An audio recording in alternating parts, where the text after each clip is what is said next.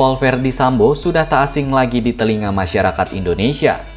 Ya, Jenderal Bintang 2 itu masih menjadi sorotan sebagai buntut kasus tewasnya Brigadir Yosua di rumah dinasnya. Bagi kalian yang belum tahu, setelah kasus ini mencuat, Sambo sempat dinonaktifkan dari jabatan Kepala Divisi Propam Polri, tepatnya pada Senin 18 Juli 2022. 2 minggu kemudian, atau pada Kamis 4 Agustus 2022, Kapolri resmi mencopot Sambo dari jabatan Kadif Propam menjadi perwira tinggi di pelayanan markas atau Yanma Polri. Nah, sebenarnya apa sih itu Yanma dan di mana kedudukannya? Sebelum bahas itu, kita harus tahu dulu struktur organisasi Polri. Jadi, secara garis besar, ada 4 unsur jajaran kepolisian yang bertugas di bawah komando Kapolri. Mereka adalah unsur pengawasan dan pembantu pimpinan, unsur pelaksana tugas pokok, unsur pendukung, dan unsur pelaksana tingkat kewilayahan. Untuk unsur pengawasan dan pembantu pimpinan, ini mencakup divisi seperti profesi dan pengamanan atau Propam Polri, dan divisi hubungan masyarakat atau Humas Polri.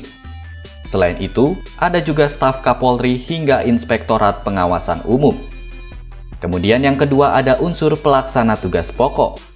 Unsur ini, contohnya seperti Badan Reserse Kriminal atau Bareskrim, Korps Lalu Lintas atau Korlantas, hingga Badan Intelijen Keamanan atau Baintelkam. Lalu ada unsur pendukung, misalnya seperti Lembaga Pendidikan Akademi Kepolisian atau Akpol, Sekolah Staf dan Pimpinan atau Sespim, dan Sekolah Tinggi Ilmu Kepolisian atau STIK. Dan yang terakhir, unsur pelaksana tingkat kewilayahan. Itu contohnya seperti Polda. Nah, itu gambaran luasnya ya. Lalu, di mana kedudukan Yanma Polri? Yanma Polri masih masuk di unsur pengawasan dan pembantu pimpinan. Tapi Yanma Polri berada di eselon 2A atau setingkat di bawah jabatan Sambo yang sebelumnya, yakni Kepala Divisi Profesi dan Pengamanan atau Kadif Propam. Kadif Propam merupakan eselon 1B. Nah, menjawab pertanyaan tadi, jadi pelayanan markas atau Yanma adalah unsur pelayanan yang bertugas menyelenggarakan fungsi pembinaan, pelayanan umum, dan urusan dalam di lingkungan Mabes Polri.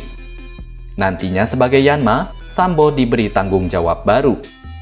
Tugas tersebut meliputi pelayanan angkutan, perumahan, pengawalan protokoler, penjagaan markas, dan urusan di lingkungan Polri. Gak cuma itu, sebagai Yanma Polri, Sambo juga diberi tanggung jawab untuk mengurus kebersihan hingga pintu masuk markas. Nah, karena tugas inilah, Yanma kerap kali dianggap sebagai tempat parkir bagi para perwira Polri yang dimutasi karena terlibat masalah. Tapi, bukan berarti seluruh anggota yang bertugas di Yanma Polri merupakan para polisi bermasalah ya.